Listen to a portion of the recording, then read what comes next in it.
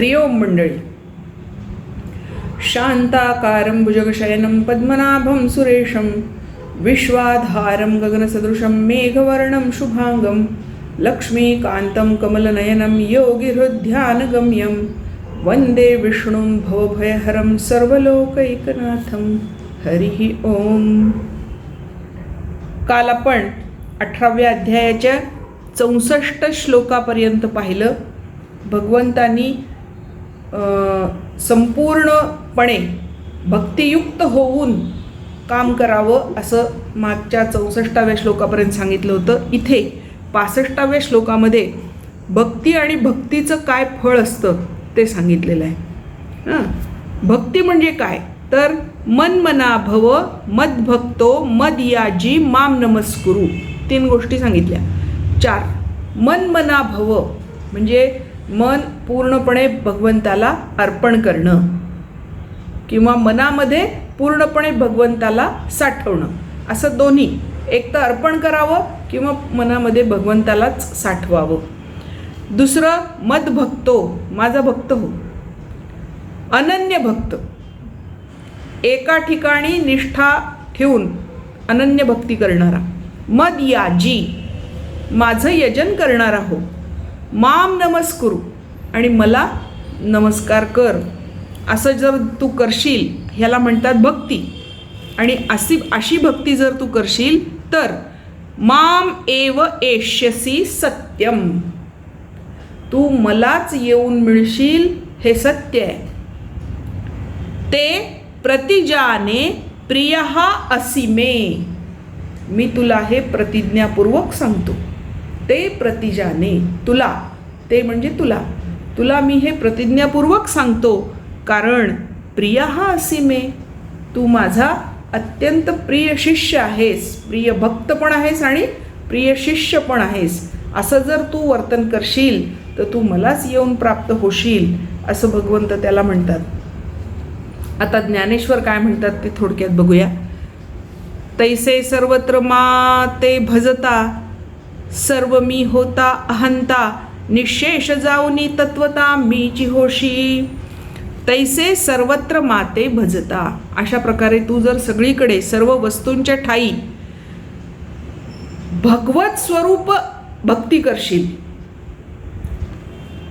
सर्व मी होता अहंता, आणि अशी भक्ती जडल्यानंतर तुझी आत्मबुद्धी होईल, आत्मबुद्धी जाईल, अहंकार सगळा निघून जाईल, आणि निश्शेष अहंकार गेल्यामुळे तू मीच होशील, मलाच येऊन पोचशील, मीची होशी.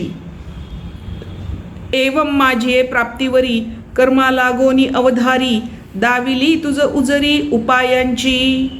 अशा प्रकारे कर्मांपासून वाढत वाढत जाऊन माझी ये प्राप्ती कर्मा लागोनी, कर्म निष्काम कर्म करत करत करत माझ्या भक्तीपर्यंत पोहोचण्याची मजल, उजरी म्हणजे मजल, तुझं दाविली उजरी उपायांची, वेगवेगळ्या उपायांची मजल दर मजल मी तुला सांगितली आहे. जेणे स प्रपंचा ज्ञान जाये, ये कुमी गोचरू होये, ते उपपत्तीचे नि उपाये गीता रूप हे. ज्याने प्रपंचाचा काय म्हणायचं त्याला, सहकुटुंब असं अज्ञान नष्ट होईल. म्हणजे अज्ञानाचं जे कुटुंब आहे, अहंकार, अहंता, ममता वगैरे वगैरे, हे याच्या सकट ते सगळं अज्ञान तुझं नष्ट होईल. मग एकू मीची गोचरू होय, मग तुला मी एकटाच सगळीकडे दिसेल, सर्व भूतमात्रांमध्ये मीच आहे हे तुला दिसेल. ते उपपत्तीचे नि उपाये गीता रूप हे. उपपत्ती म्हणजे स्पष्ट ज्ञान, त्या स्पष्ट ज्ञानाचं रूप म्हणजे ही गीता आहे. मी अज्ञान तुझं आपुले, नाना परी उपदेशिले, येणे अज्ञान जात सांडी नि वियाले धर्माधर्म जे. मी ज्ञान तुझं आपुले, मी तुला आत्मज्ञान दिलं. नाना परी उपदेशिले, ते वेगवेगळ्या पद्धतींनी तुला सांगितलं. येणे अज्ञान जात सांडी वियाले, त्याने अज्ञानातून निर्माण होणारी धर्म अधर्माची जी संकल्पना ती तू सोडून दे. असं जर तू करशील तर तू मलाच येऊन प्राप्त होशील आणि तू मला अत्यंत प्रिय आहे म्हणून हे सगळे उपाय मी तुला सांगितले. 66वा श्लोक. सर्वधर्मान् परित्यज्य मामेकं शरणं व्रज अहं त्वा सर्वपापेभ्यो मोक्षयिष्यामि मा शुच. अहं त्वां सर्वपापेभ्यो मोक्षयिष्यामि मा शुच. मी तुला सगळ्या पापांपासून मुक्त करीन, पण तू अजिबात दुःख करायचं नाहीस. तू आत्ता त्याच्याबद्दल दुःख करायचं नाहीस, कारण मी तुला सर्व पापांपासून मुक्त करीन. केव्हा? उपाय सांगितला. केव्हा करीन? सर्व धर्मान् परित्यज्य माम एकम शरणं व्रज. सगळ्या धर्मांचा त्याग करून तू मला एकट्यालाच शरण जा. आता हे काय आहे? सर्व धर्मान म्हणजे धर्माच्या निर्णयाचा भार माझ्यावर टाक असं म्हणलेलं आहे. भगवंत त्याला म्हणतात धर्म म्हणजे काय? कर्तव्य, विहित कर्तव्य. जन्मानी तुम्हाला जे कर्तव्य प्राप्त झालेलं आहे. अर्जुन जन्मानी क्षत्रिय आहे, त्याच्यामुळे त्याला क्षत्रियत्वाचं जे कर्तव्य, क्षत्रियाचा जो धर्म तो प्राप्त झालेला आहे. त्याचं आचरण करायचं की नाही करायचं याचा निर्णय करण्याचं काम तू माझ्यावर सोपवून दे. सर्व धर्मान् परित्यज्य, तू नको विचार करू, त्याचा भार भगवंतावर टाकून दे. आणि मामेकम शरणं व्रज, भगवंतालाच शरण जावं. आपल्याला सुद्धा आपले मोठे माणसं सांगतात घरातले की ज्या वेळेला आपल्याला एखाद्या वेळी काही उपाय सुचत नाही, मार्ग सापडत नाही, त्यावेळेला ती गोष्ट भगवंतावर सोडून द्यावी. त्याचा भार भगवंतावर टाकून मोकळं व्हावं, मग आपोआप त्याच्यातून मार्ग आपल्याला कळतो. तसं इथे भगवंत त्याला सांगतात सर्व धर्मान् परित्यज्य मामेकम शरणं व्रज. आणि असं झालं की काय होईल? अहं त्वां सर्व पापेभ्यो मोक्षयिष्यामि. मी तुला सगळ्या पापांतून मुक्त करील आणि मा शुच, त्याविषयी तू आता शोक करू नकोस, दुःख करू नकोस. ज्ञानेश्वर काय सांगतात बघा. पै आपुलेनी भेदे विण माझे जाणीजे जे एकपण तयाची नाव शरण मज येणे गा. शरण ये सांगितलं, पण म्हणजे काय? ते शरण येणं म्हणजे काय ते ज्ञानेश्वर सांगतात. शरण येणं म्हणजे काय? स्वतःचेही भिन्नपण न ठेवता माझ्याशी एकत्व पावणे यालाच मला शरण येणे असे म्हणतात. म्हणजे भगवंताला शरण येणे असे म्हणतात. भगवंताला शरण जायचं तर आपुलेनी भेदे विण, मी आणि देह वेगळा वेगळा आहे आणि भगवंत आणखी वेगळा आहे असा जो भेदभाव आपल्या मनात आहे तो काढून टाकून एकपण पावणे, जाणीजे एकपण, माझे जे जाणीजे एकपण, मी आणि तू एकच आहे हे जे जाणणं आहे आणि त्याप्रमाणे शरणागती पत्करणं आहे, याला म्हणतात संपूर्ण शरण जाणे. म्हणून मामेकम शरणं व्रज याचं विवेचन, याच्यामध्ये अभिप्रेत असलेला अर्थ इथे ज्ञानेश्वरांनी सांगितला आहे. पै आपुलेनी भेदे विण माझे जाणीजे एकपण तयाची नाव शरण मज येणे गा. म्हणूनी मी होऊनी माते सेवणे आहे आई ते करी हाता येते ज्ञान येणे.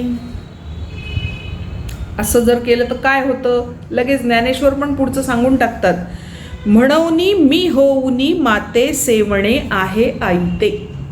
म्हणून भगवंत होऊन भगवंताला भजावं, शिव होऊन शिवाची पूजा करावी, विष्णू होऊन विष्णूची पूजा करावी, शक्ती होऊन शक्तीची पूजा करावी.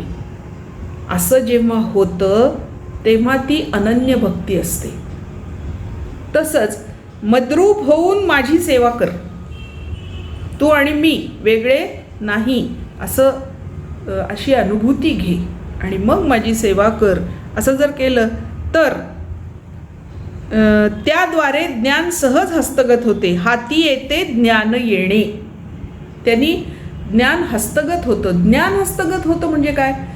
स्वभाव, आत्मज्ञान भगवंताचं आपल्यामध्ये असणारा अंश कळतो, जाणवतो, अनुभवाला येतो, त्याला ज्ञान म्हणतात. आणि ते ज्ञान तेव्हाच होतं जेव्हा भगवंत रूप होऊन आपल्याला भगवत भक्ती करता येते. तेव्हा सर्व धर्मांपरित्यज्य मामेकम शरणं व्रजचं हे विवेचन आहे ज्ञानेश्वरांनी केलेलं. या कारणे पृथ्वी हे आधीन वाहे चित्ती, मज एकासी ये सुमती जाणवनी शरण. तू मला हे सुमती, उत्तम बुद्धी असणाऱ्या अर्जुना, सुमती उत्तम बुद्धी असणाऱ्या अर्जुना, तू मला एकट्याला शरण ये. कशामुळे? या कारणे पुढती आधी न वाहे चित्ती. आता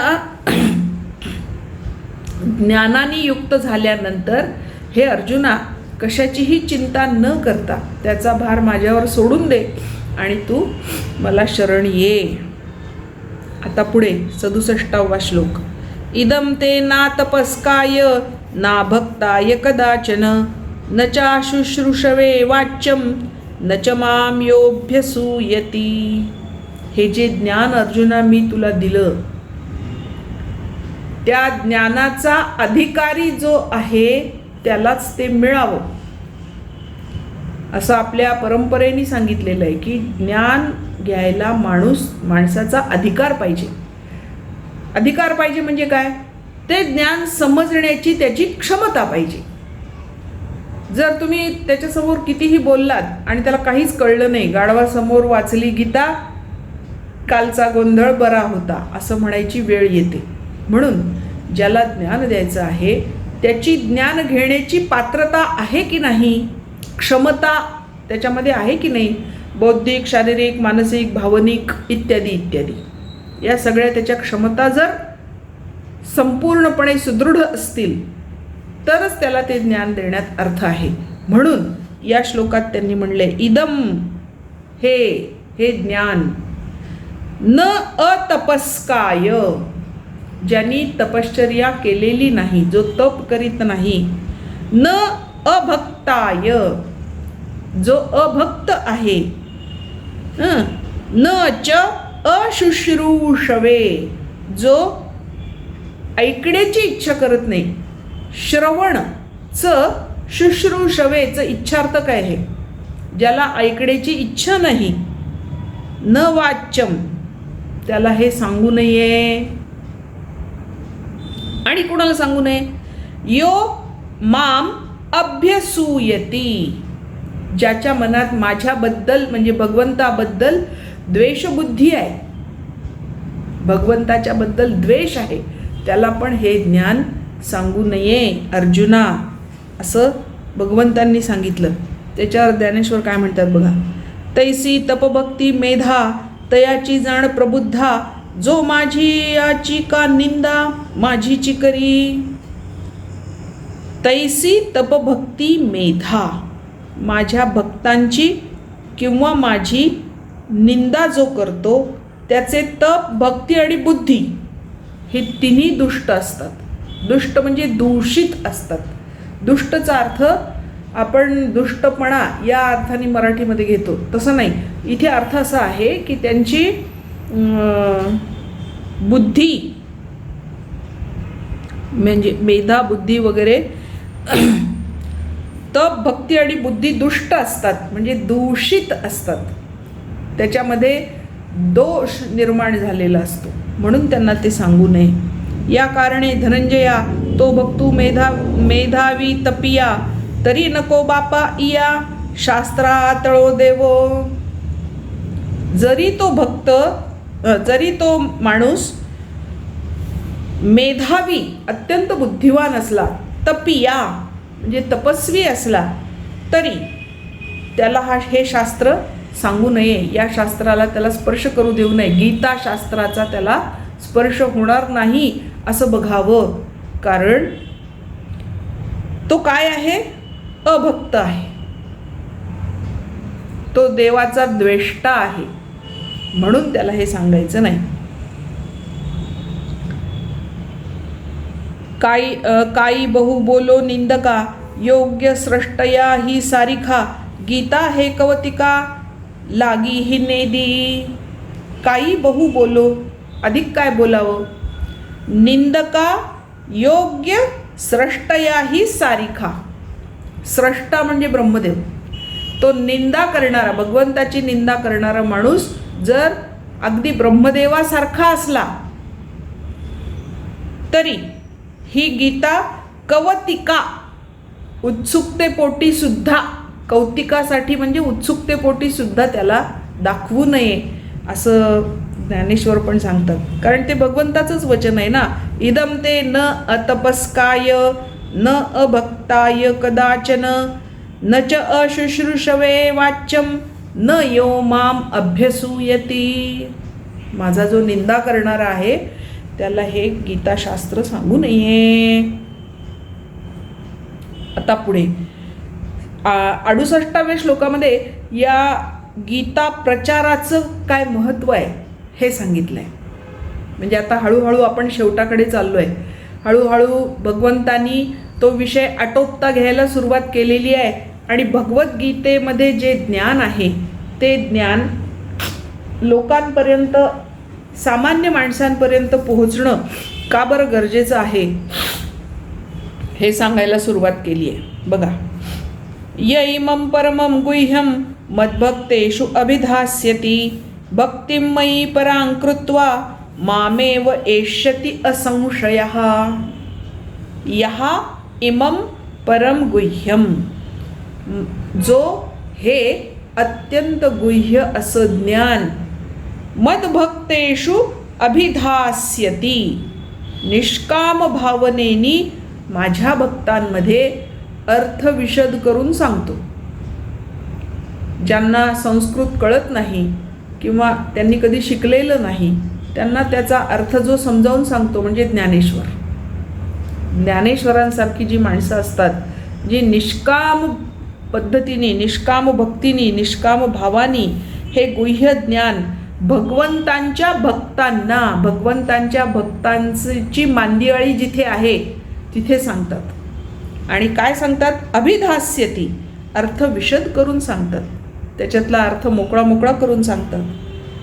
भक्तिमयीं पराम कृत्वा, आणि जो भगवंताची परमभक्ती करतो आणि भक्तांना हे सगळं गीतेतलं ज्ञान समजावून सांगतो, उलगडून सांगतो. माम एव एष्यति असंशयः, तो निःसंशयपणे मला येऊन पोहोचतो. म्हणजे ज्ञानदेव भगवंताला जाऊन केव्हाच पोहोचलेले आहेत. त्याच्याबद्दल ज्ञानदेवी काय म्हणते बघा. ऐशा भक्तालाई चोखटी गीता रत्नेश्वरू हा प्रतिष्ठी, मग माझी या संसाटी तू कसी जगी. ऐसी भक्तालयी चोखटी, भक्त आलय, भक्तांचं जे मंदिर, भक्ती मंदिर आहे निर्दोष, चोखट म्हणजे निर्दोष, निर्दोष असं जे भक्तांचं मंदिर आहे तिथे गीता रत्नेश्वरू हा प्रतिष्ठी, हा गीतारूपी रत्न ईश्वरू, ईश्वरांमध्ये रत्न असणारं असं हे भगवद्गीतेचं रूप, त्याची प्रतिष्ठापना करून मग माझी या संसाटी तू कशी जई. मग अर्जुना तू माझ्याच योग्यतेचा होशील, माझ्या योग्यतेला प्राप्त होशील, म्हणजे भगवंतासारखाच होशील. का जे एकाक्षरपणेसी त्रिमात्रिकेचिये कुशी, प्रणवू होता गर्भवासी साकडला. कारण 3 मात्रांच्या गर्भात, अ उ म या 3 मात्रांच्या गर्भामध्ये ओम या एका अक्षरानी, या प्रणवानी गर्भवासात स्वतःला कोंडून घेतलेला आहे आणि तो या गीतेनी उलगडून दाखवलेला आहे. ते गीतेची या बहाळी वेदबीज गेले पहाळी, की गायत्री फुली फळी श्लोकांचा आली. ते वेदांचं मूळ बीज म्हणजे प्रणव, त्या प्रणवामध्ये ओमच्या 3 मात्रांच्या कुशीत ते जाऊन बसले. ते या गीतेच्या फांद्यांनी विस्तार पावले. बीज, ओम हे बीज आहे, बीजमंत्र आहे. हा बीजमंत्र हा गीता रूपी स्तोत्रातून फांद्या बहरून बाहेर आला, विस्तार पावला आणि श्लोकांच्या फुलाफळांनी जणू काही गायत्री माताच त्या ठिकाणी अवतरली आहे, अशी ही भगवद्गीता आहे. या महामंत्रांनी भरलेल्या गीताशास्त्राची गाठ जो माझ्या भक्तांच्या सोबत घालून देतो तो निस्संशयपणे देहपातानंतर मलाच प्राप्त होतो. म्हणजे ज्ञानेश्वरांसारखे जे आहेत सद्गुरू माऊली, गुरु माऊली, ते हे काम करतात आणि ते भगवंतालाच प्राप्त होतात. अर्जुना, तसा तू पण मला प्राप्त हो, असं भगवंतांनी त्याला आज्ञा दिली आहे. न च तस्मान् मनुष्येषु कश्चिन्मे प्रियकृत्तमः भविता न च मे तस्मात् अन्यः प्रियतरो भुविः. न च तस्मात् मनुष्येषु, त्या सगळ्या अत्यंत प्रिय कर्म करणाऱ्या माणसांमध्ये, कश्चिन्मे प्रियकृत्तमः, कोणी एक मोठा कोणीही नाही, त्यांच्यापेक्षा मोठा कोणीही नाही. भविता न च मे तस्मात्, पुढेही कधी तो होणार नाही. अन्यहा प्रियतरो भुवी, त्याच्यापेक्षा प्रियतर असा कोणीही होणार नाही. म्हणजे जो अशा पद्धतीने या ज्ञानाची गाठ माझ्या भक्तांशी घालून देतो आणि मला प्रिय असं कर्म करतो, तो मलाच प्रिय होतो आणि त्याच्यापेक्षा प्रियतर, त्याच्यापेक्षा अधिक प्रिय असा कोणीही आधी झाला नाही आणि पृथ्वीवर पुढेही कोणी होणार नाही, अशी ग्वाही भगवंत अर्जुनाला देतात. तैसा भूतळी आघवा आनन देखे पांडवा, जे गीता सांगे मेळावा भक्तजनांचा. जो भक्तजनांच्या मेळाव्यामध्ये भगवद्गीतेचा अर्थ विशद करून सांगतो असा दुसरा कोणी भूतलावर दिसणार नाही, दुसरा ज्ञानेश्वर होणे नाही. त्या एका ज्ञानेश्वरांनी हे काम केलं. अर्जुना हा ठायवरी मी तया ते सुये जिव्हारी, जो गीतार्थाचे करी परगुणे संती. अर्जुना, गीतार्थाची मेजवानी जो संत सज्जनांना देतो त्याला मी नित्य माझ्या जिव्हाळ्यामध्येच ठेवतो, माझ्या प्रेमामध्येच ठेवतो, माझ्या अनुरागामध्येच ठेवतो. म्हणजे माझी कृपा त्याच्यावर सदोदित असते. आता पुढच्या श्लोकात गीता पठणाचं महात्म्य सांगितलं आहे. म्हणजे गीता अभ्यास, पठण म्हणजे वाचणं नव्हे, नुसतं वाचायचं नाही, तर त्याचा स्वतः अभ्यास जे करतात लोक त्यांच्यासाठी या गीतेत काय म्हणलंय बघा. अध्येष्यते च इमं धर्म्यं संवादम आवयोः, ज्ञानयज्ञेन तेनाहम् इष्टः स्यामिति मे मतिः. अध्येष्यते च इमं, अभ्यास करतात. अध्येष्यते म्हणजे शिकतात, अध्ययन करतात. इमम म्हणजे ह्या ज्ञानाचा, गीता ज्ञानाचा जे अभ्यास करतात, अध्ययन करतात. धर्ममय अशा, धर्ममय अशा संवादम आवयोः, आमच्या दोघांच्या संवादाचा, धर्ममय अशा आमच्या दोघांच्या संवादाचा जे अभ्यास करतात, अध्ययन करतात, म्हणजेच गीतेचं जे अध्ययन करतात. ज्ञानयज्ञेन तेनाहम् इष्टः स्याम इति मे मतिः. त्यामुळे त्या ज्ञानयज्ञाद्वारे ते आमचीच पूजा करतात किंवा भगवंताचीच इच्छा करतात, असं माझं ठाम मत आहे. आता याच्याबद्दल ज्ञानेश्वर काय म्हणतात बघा. तो हा सकळार्थ प्रबोधू, आम्हा दोघांचा संवादू, न करिता पदभेदू, पाठेची जो पठे. तो सकळार्थ प्रबोधू, सगळ्या ज्ञानाचा अर्थ उलगडून सांगणारा. आम्हा दोघांचा संवादू, असा हा आमच्या दोघांचा संवाद आहे. कारण प्रश्न उत्तर रूपाने आहे.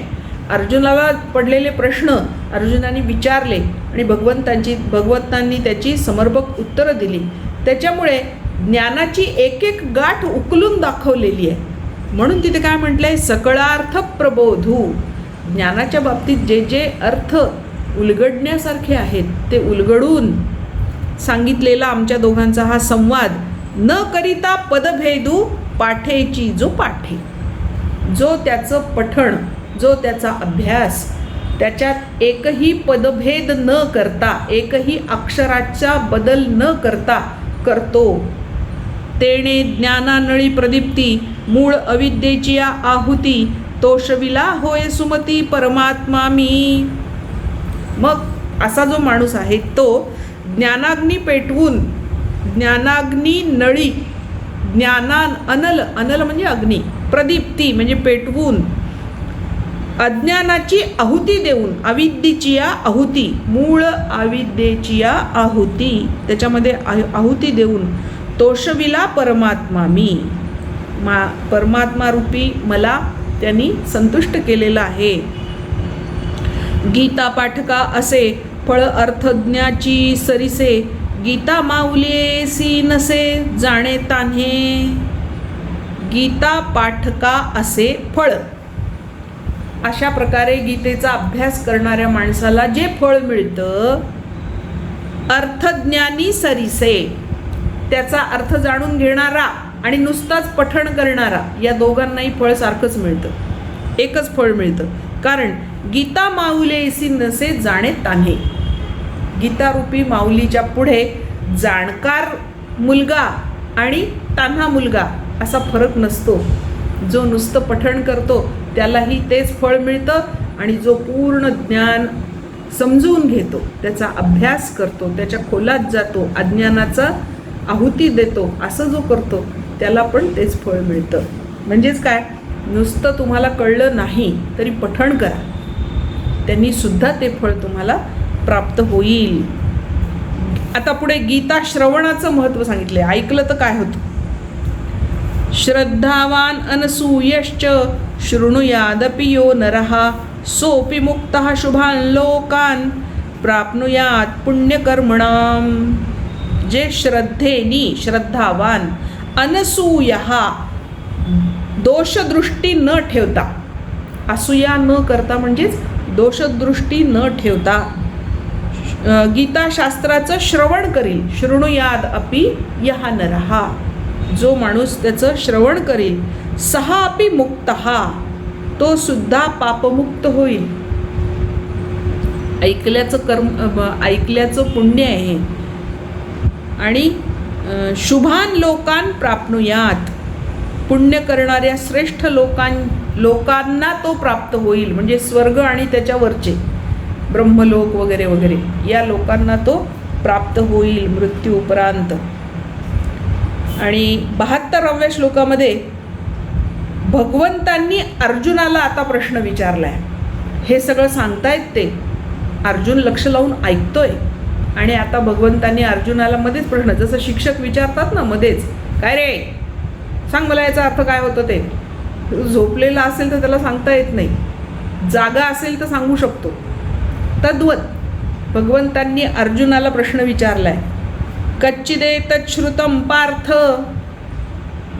अरे पार्था तू हे ऐकलंस का? त्वयि एकाग्रेण चेतसा, तू चित्त एकाग्र करून हे ऐकलंस का?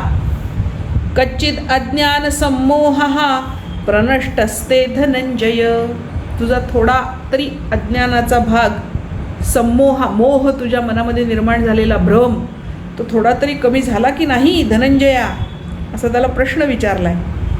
आता ज्ञानेश्वर काय म्हणतात बघा.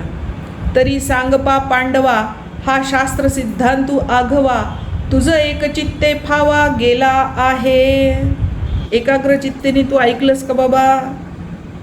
तरी स्वज्ञान जनिते, मागिले मोहे तू ते, भुलविले तो येथे असे की नाही.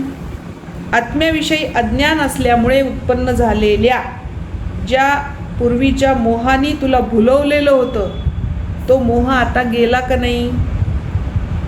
हे बहु असो काही, सांगे तू आपुला ठाई, कर्मा कर्म काही देखतासी. अधिक काय विचारावं? हे बहु असो काही, तुला अधिक काय विचारावं? सांगे तू आपुल्या ठाई, तू एवढंच सांग. कर्मा कर्म काही देखतासी, तुला आता काही कर्म अकर्म असं स्पष्ट दिसतंय ना? म्हणजे कर्म आणि अकर्मातला फरक तुला कळतो आहे ना? असा प्रश्न विचारलाय. याचं उत्तर पुढच्या श्लोकांमध्ये आपण उद्या बघणार आहोत. आज आपण या 72व्या श्लोकावर थांबणार आहोत. आजचे श्लोक आपण म्हणणार आहोत आणि बाकी उद्या. श्लोक 68 ते 65 सॉरी 65 ते 72 श्लोक 65 ते 72 आपल्याला म्हणायचे आहेत आणि बाकीचा भाग आपण उद्या बघणार आहोत. मन्मना भव मद्भक्तो मद्याजी मां नमस्कुरु. मन्मना भव मद्भक्तो मद्याजी मां नमस्कुरु. मामे वैश्यसि सत्यन्ते मामे वैश्यसि सत्यन्ते प्रतिजाने प्रियोऽसि मे प्रतिजाने प्रियोऽसि मे. सर्वधर्मान् परित्यज्य मामेकं शरणं व्रज मामेकं शरणं व्रज. अहं त्वा सर्वपापेभ्यो मोक्षयिष्यामि मा शुचः मोक्षयिष्यामि मा शुचः. इदन्ते नातपस्काय नाभक्ताय कदाचन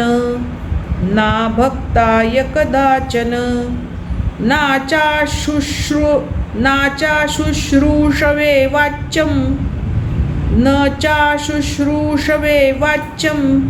न च मां योऽभ्यसूयति.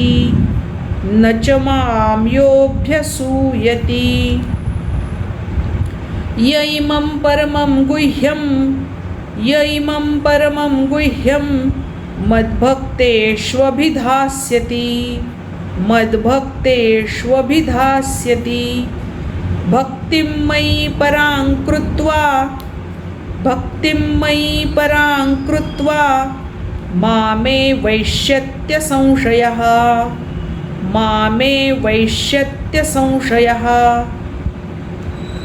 न च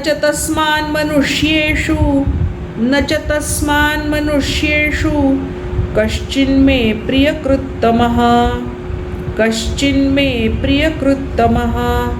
भविता न च मे तस्मात् अन्यः प्रियतरो भुवि. अध्येष्यते च य इमं धर्म्यं संवादमावयोः.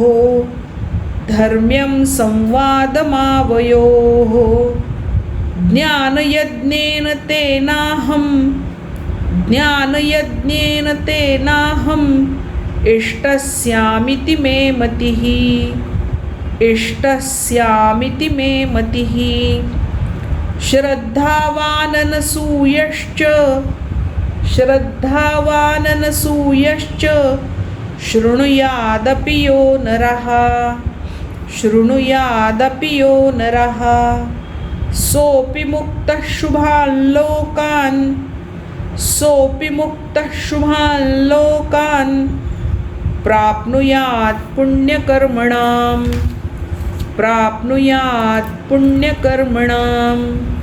कश्चिदेतच्छ्रुतं पार्थ त्वयि एकाग्रेण चेतसा.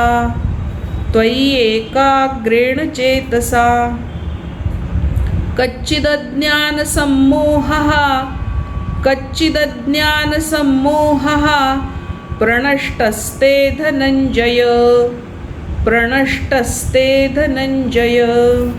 हरिः ओम. बाकीचा भाग आपण उद्या बघू.